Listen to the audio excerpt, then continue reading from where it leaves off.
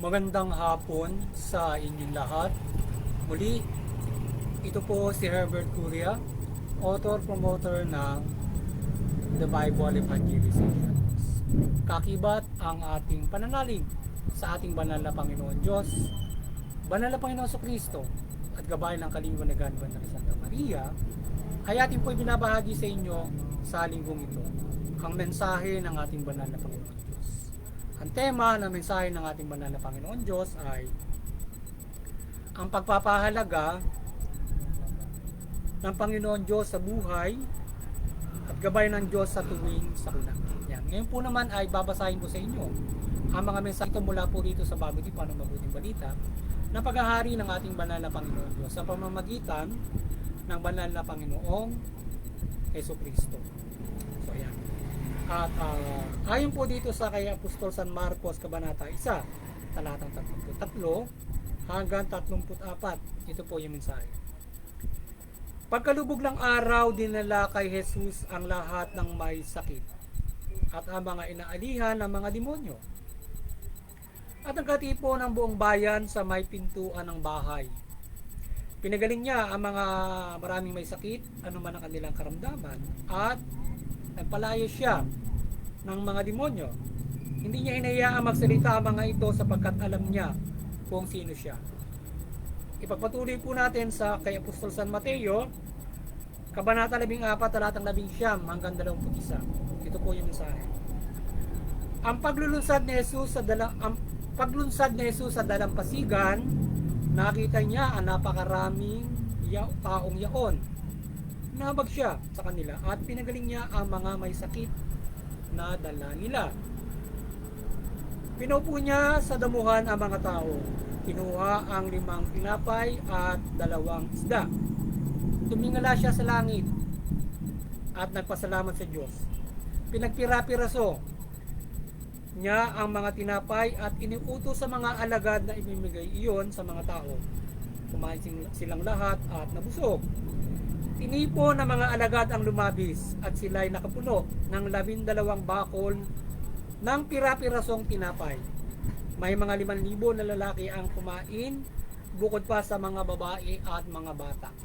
Pagpatuloy po natin sa kay Apostol San Lucas, Kabanata 8, talatang 23 hanggang 25. Ito po yung mensahe. Nang sila'y naglayag na nakatulog si Jesus, bumugso ang isang malakas na unos at ang bangka ay nagsimulang mapuno ng tubig, kaya't nalagay sila sa panganib. Nilapitan siya at ginising ng mga alagad. Guro, nalubog po tayo, sabi nila. Mangon si Jesus at sinuway ang hangin at ang nagngangalip ng mga alon at umahimik ang mga ito. Bumuti ang panahon. Tinanong niya sila, nasaan ang iyong pananalig? Ngunit sila natakot at tamanga. At ang sabi sa isa't isa, sino kaya ito? Inutusan niya pati ang hangin at ang dagat at sinunod naman siya ng mga ito. Patuloy po natin sa mga taga-Hebreo, Kabanata 11, talatang 1 hanggang 2. Ito po yung mensahe.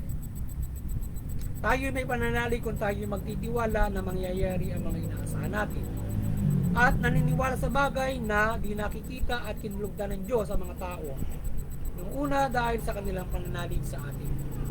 Ito po ang mensahe at salita ng ating banal na Panginoon Diyos sa ating pagbabahagi ng mabuting balita dito sa The Bible Evangelization. So, pasalamatan po natin ng ating banal na Panginoon Diyos, banal na Panginoon Kristo, banal na Espiritu Santo, at gayon din po ang ating banal na Santa Maria.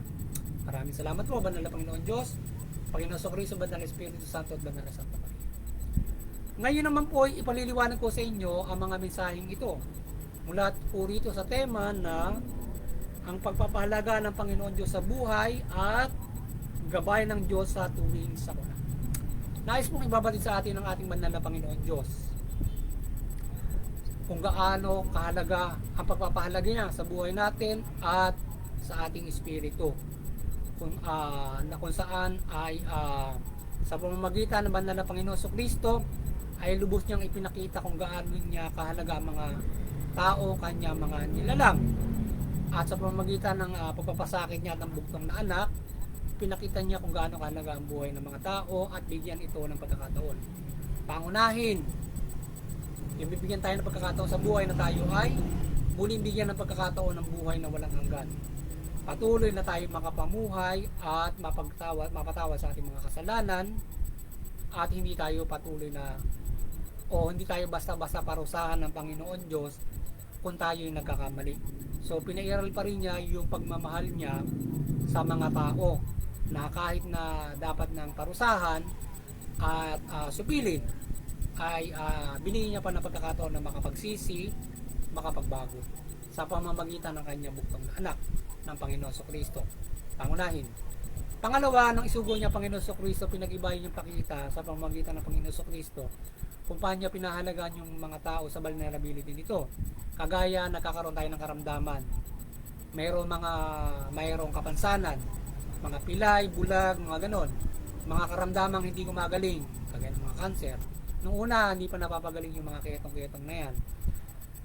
Pinaghimalaan ng Panginoon Diyos yan, on the spot talagang gagaling sila ang kanilang mga karamdaman. So ganun ang himala ang ginagawa ng Panginoon sa Kristo kung paano pinahalagaan ang buhay nang siya ay isugo. Yung mga near death o yung mga namamatay na ay kanyang bini-extensionan niya. Kahit nga yung inilibing na binuhay niya si Lazaro. So ganun niya pinakita kung gaano kahalaga ang buhay at ipinakita niya rin sa pamamagitan niya ibubuhayin ang mga patay. Sa pamamagitan niya ay bibigyan ng buhay ang lahat. So kaya ganun tayo minamahal ng Panginoon Diyos kung paano ipinakita sa atin kung gaano tayo kamahal na tayo ay hindi basta yung buhay natin kung ano kahalaga na hindi basta tayo mamamatay. Mayroon pa tayong pagkakataon na buhay magmuli at i-transform sa espiritu na makakisa sa buhay na walang hanggan. So sinasalba tayo ng Panginoon Diyos hindi lamang yung ating buhay from the flesh, kundi the spiritual nating pamumuhay, yung ating espiritu at spiritual na kahantungan na entity natin pagdating ng takdang panahon. So ganun tayo pinahalaga ng Panginoon Diyos. So yung buhay natin mula dyan sa vulnerability, nagugutom, binigyan tayo ng pagkain. Complete. Ang mundo complete bago pa tayo lalangin. Kompleto na. Pero kahit na yung mga tao nga dahil nga sa mayroong nagiging masama, so tayo ay ang nangyayari ay kahit na nagiging masama yung mga tao ay ipinakita niya kung gaano niya tayo minamahal na mabigyan pa rin ng makakain yung mga taong mga naaapi, mga taong vulnerable mula doon sa mga tao na gumagawa ng mga karahasan sa kaibat yung mga demonyo o gumagawa ng pang-aapi sa kanyang kapwa-tao, kakibat yung mga demonyo. So tayo ay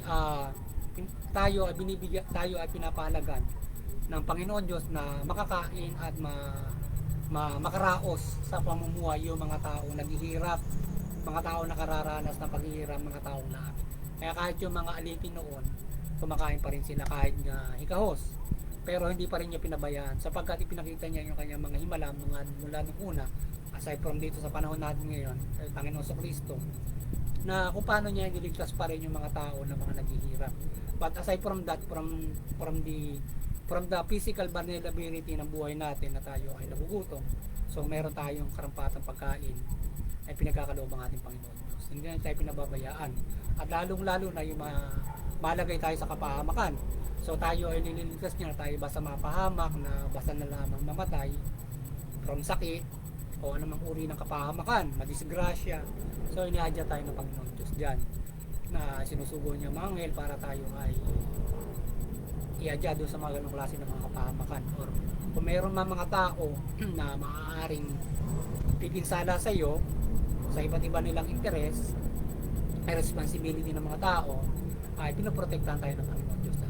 Kailangan lamang natin ay manampalataya sa Kanya at hindi ang asahan lang natin ay yung ating sariling kakayanan para maiwasan yung mga ganong klase ng mga halimbawa magkataka sa buhay mo or merong kapahamakan. So tayo ay kinakailangan natin na iba yung pananampalataya para tayo agapayan niya from that kind of vulnerability na pwede nating ikamatay kung tayo ay mapapahamak na madisgrasya o merong papatay sa atin o merong anumang uri ng mga o halimbawa sa panahon pwede rin na maaari tayong mapahamak diyan kung tayo walang pananampalataya at hindi fully na tayo ay protected from that kung tayo nagkakasala.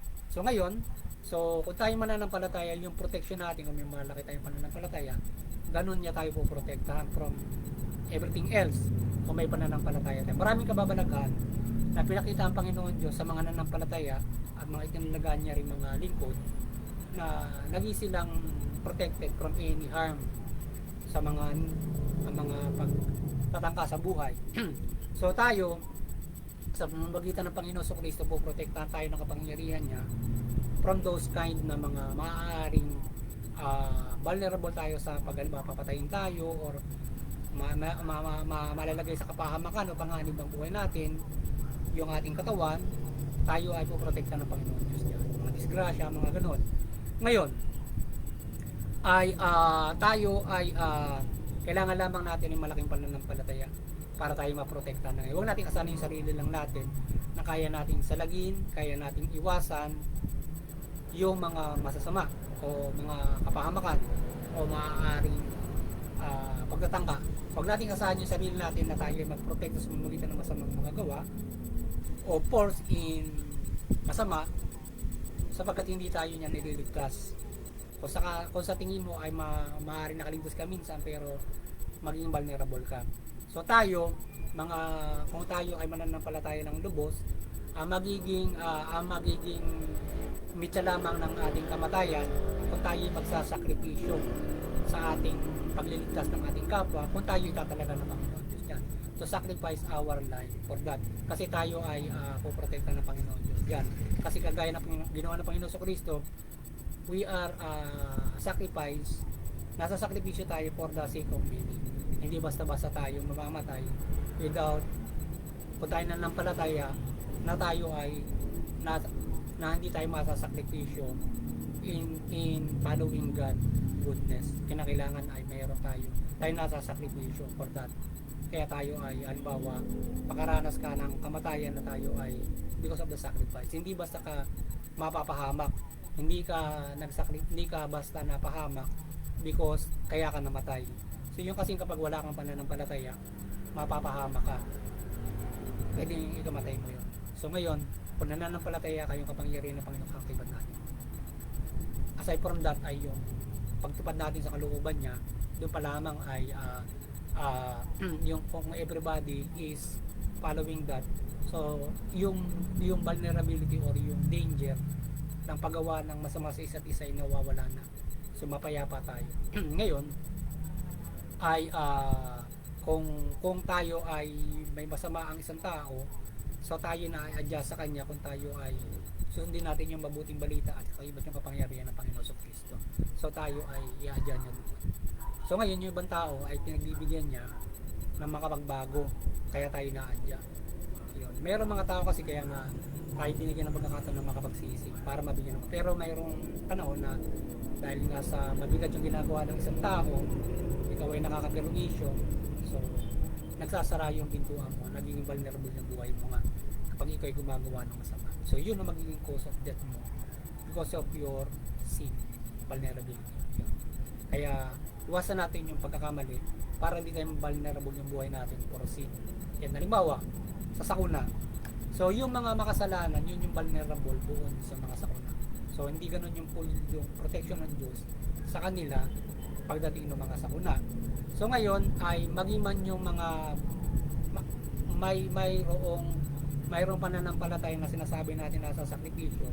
Kapag halimbawa may mga ganyan mga yung iba nasa sakripisyo ang buhay just para makita nung mga kinuukulan o makita ng marami kung gaano dapat tayo magkaisa para pangalagaan natin ng isa't isa. At ang iba kasi nagkakamali din naman sa kanilang mga pamumuhay, kaya nabibiktima ng sakuna. So yun, kaya either ito yung pagkakasala mo sa iyong maling pagtaka, kaya ka na biktima ng sakuna. Aside from ikaw ay nag-sacrifice, nagsasagip ka ng mga nasasakuna na nasakripisyo yung buhay mo, pwedeng ganon. Or else ikaw ay hindi sumunod sa pamahalaan nang ikaw ay nililikas. Akong bahala na po rito. So, napahama ka because of your self-esteem. Hindi makuha responsibility. So yung kalimitan na nangyayari sa ganyan sa mga sakuna.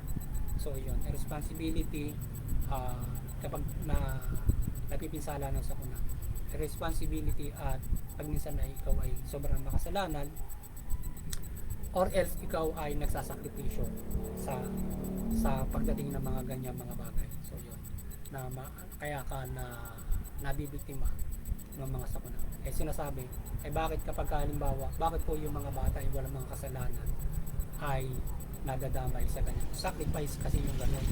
Nasasakripisyo yung mga buhay nila because of their responsibility nung halimbawa pamahalaan para i-save yung mga children o yung mga tao from doon sa ganung halimbawa pagbaha, lulubog yung lugar.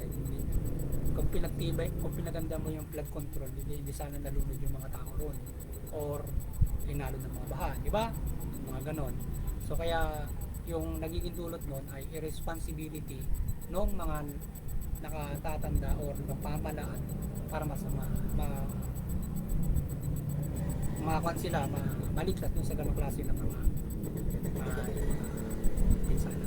So kaya tayo ay lahat ay pinahalaga ng Panginoon Diyos ang buhay natin, at mayroon tayong kanya-kanyang atang para diyan kung paano pagpapahalaga ng buhay. Yung gobyerno ay may nakaatang kung paano papahalaga ng buhay ng Panginoon Diyos sa pamamagitan ng iyong governance. Maganon, kung ikaw ay matanda, sa pamamagitan kung paano ka sasagip ng buhay ng tao, kung gano'n, o tutulong ka sa kapwa-tao. Halimbawa, yun ay nakaatang sa atin marami, kaya tinuturuan tayo. Halimbawa, di ba, pagdating sa pagkain, sa kutuman. So yung pagkain ay andyan na naman yan. So ang problema ay tayo. So nakaatang sa ating lahat yan, sa gobyerno. Kapag yung tao nagutom at lumapit ng maayos sa iyo, di mo pinagbigyan, sa iyong responsibility yon bilang tao, na ikaw ay dapat kahit papaano ay nakatulong ka sa kapwa mo, or else inilapit mo sa gobyerno para sila ay mabigyan ng pagkain o makapamuhay na maayos. So yan, kaya tayo ay hindi pinababayaan ng Panginoon Diyos sa ating pamumuhay. Kahit nga magkasala ka pa at ikaw ay dapat ng parusahan sa pamamagitan nga ng Panginoon Kristo, ikaw ay pinahaba pa yung pagkakataon mo ng mga pagbago, unless talagang ang vulnerability ng iyong pagkakasala ay mabigat. So ang government kasi ay binigyan ng pagkakataon ng pwersa. So yun, kaya tayo pinapangaralang mabuti ng Panginoon Diyos na tayo ay iwasan natin yung pagkakasala, because it will cause a vulnerability sa ating pamumuhay. So pwede tayong mapahamak, mauwi sa kamatayan ng ating pagkakasala. Kaya iwasan natin ang pagkakasala, because we are on our own na pangangalaga ng ating sarili kung tayo ay nagkakasala. Yung protection ng Panginoon Diyos malayo sa atin. Kaya nasa sarili natin mga ating mga kilos kapag tayo ay nagkakasala. Yan. At wala tayong pananampalataya sa ating banal na Panginoon. Kaya kailangan natin ng pananampalataya para dyan. So yun, at kaya tayo kapag halimbawa may bagyo, paghingi tayo ng kapatawaran, manampalataya tayo na ito ay magbibigay ng magandang panahon ng Panginoon Diyos. So tayo manampalataya tayo ng magandang panahon, hindi tayo babagyin ng malalakas, o tayo man ay nakararanas ng bagyo, hindi tayo basta nalilibastin.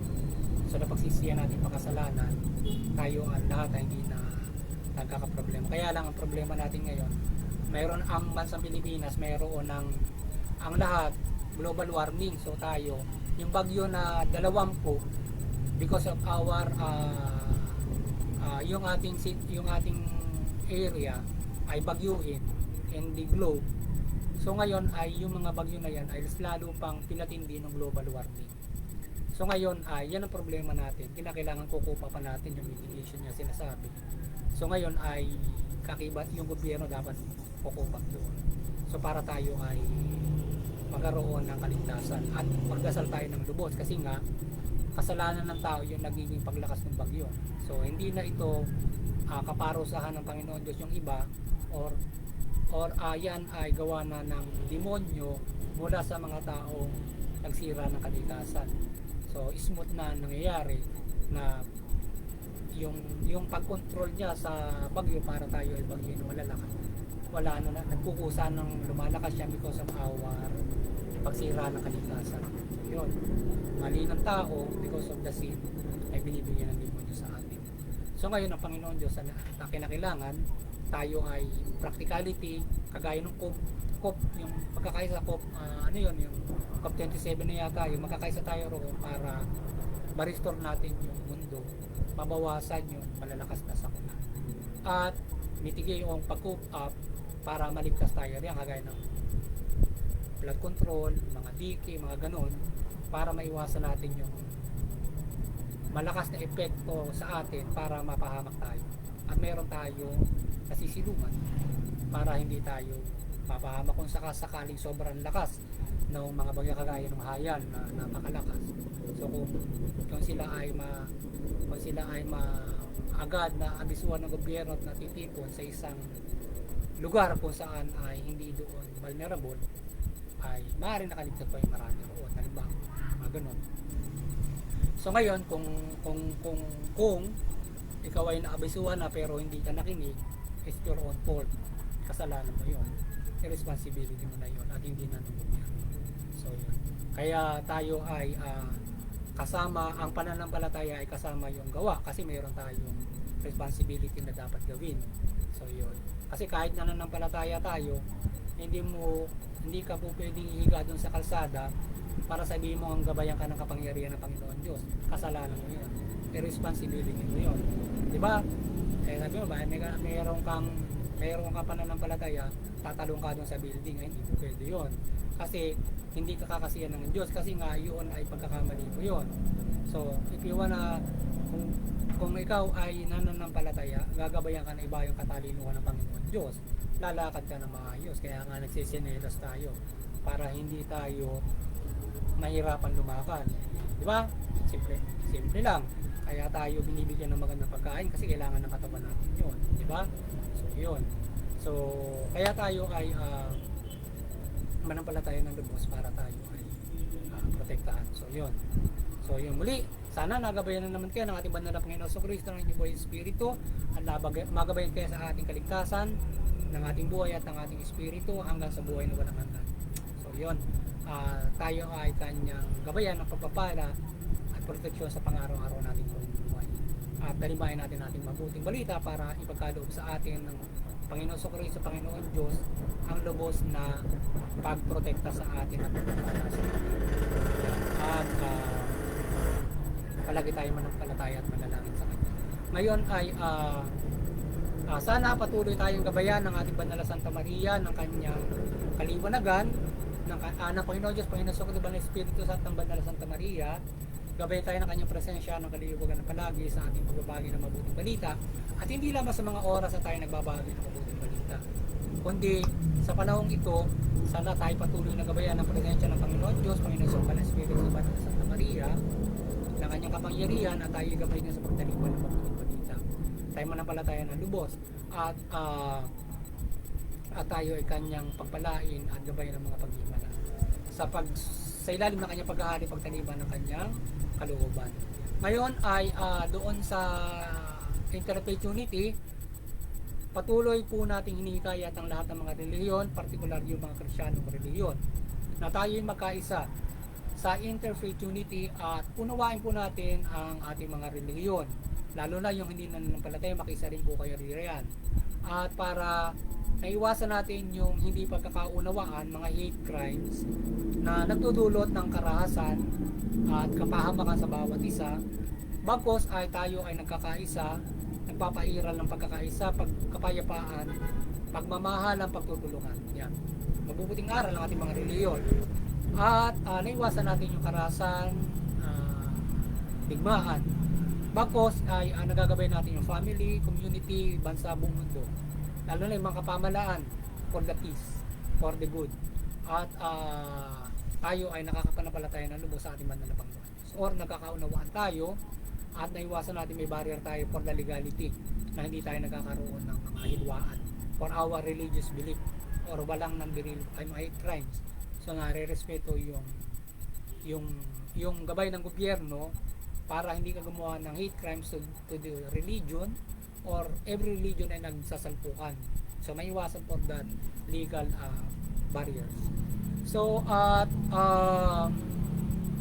sa CBCP po ang Vatican Church, sana patuloy po kayong gabayan ng Panginoon sa Panginoon sa Banal na Espiritu Santo at ang Banal na Santa Maria ng Kaliwanagan at patuloy niyo po pagbuklurin ang sangkatauhan sa pananampalataya sa Panginoon sa Panginoon sa Kristo at mabuting balita. At sa ating munting kakayanan, patuloy tayong maasa ng paggabay ng presensya ng Panginoon Diyos, Panginoon sa Kristo, Banal na Espiritu Santo ng kanyang kapangyarihan with Mother Mary, at magabay natin na sa pagpapalaganap ng mabuting balita at ang mga kapamahalaan. Kayo magabayan ng kapangyarihan ng Panginoon Diyos, wala mabuting balita. Kayo mga kapamahalaan, mamahala kayo ng mabuti. Matuwid, tugunin yung karapatang pantao. Sa gayon makikinabang ang inyong mamamayan. Sila ay makapamumuhay ng patas, matuwid, at sila ay makapamumuhay ayon sa karapatan. Sa gayon ay makakapanampalataya silang lubos sa ating banal na Panginoon Diyos at mayroong kaligtasan spiritual. Kaya muli, sana tayo patuloy na pagpalain, protektahan ng Panginoon Diyos, sama-sama tayong mamuhay ayon sa mabuting balita. Sana at ating hinikayat ang lahat ng bansa, ang lahat na magpasalamat at magpuri sa Panginoon Diyos sa pamamagitan ng Panginoon. Magandang hapon sa inyo lahat at God bless.